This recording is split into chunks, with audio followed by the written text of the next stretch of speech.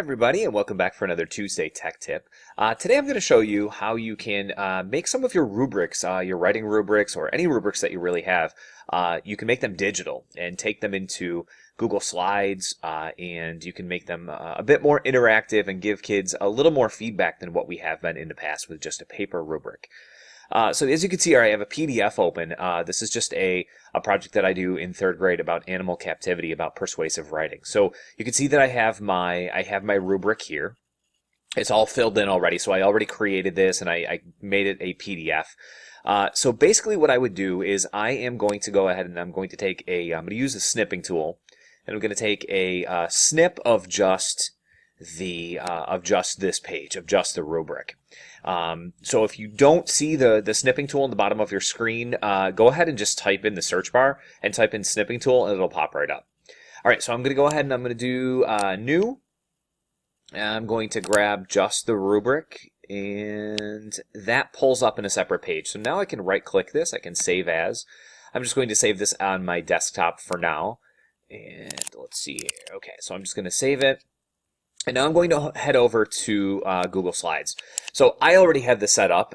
You could, if you wanted to, you could put your entire writing project in Google Slides. You could just resize the page so it's 8.5 by 11. So if you need to print it out, you could do that. So I put my entire writing project inside of here. You don't need to do this. If you just want to make your rubric interactive, which I'll show you in just a second, you could do that. So you could just go into Google Slides and create a new presentation. Change the size of the page to 8.5 by 11 and just throw in the rubric.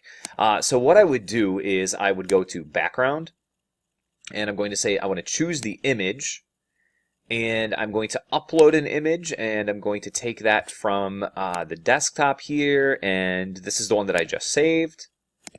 Open that. And that's going to stick it in as my background of the slide. The reason I do that, you could just insert a picture, but the reason I do that is so the kids can't move it around. So now it's actually part of the background. Okay, and as you can see over here on the left-hand side of my rubric, I made these little squares. Now these squares are actually just they're just pulled from the auto shapes here. So I made the square the same size as or about the same size as that box. The cool thing is, now that this is here, I could share this document with kids.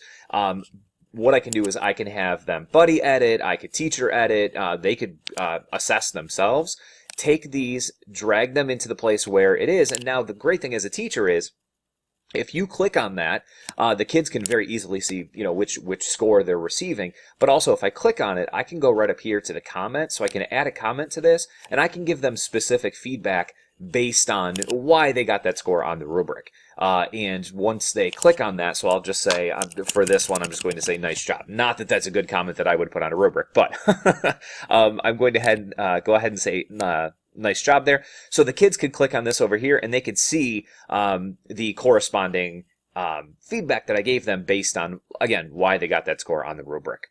Okay, so I hope this is helpful.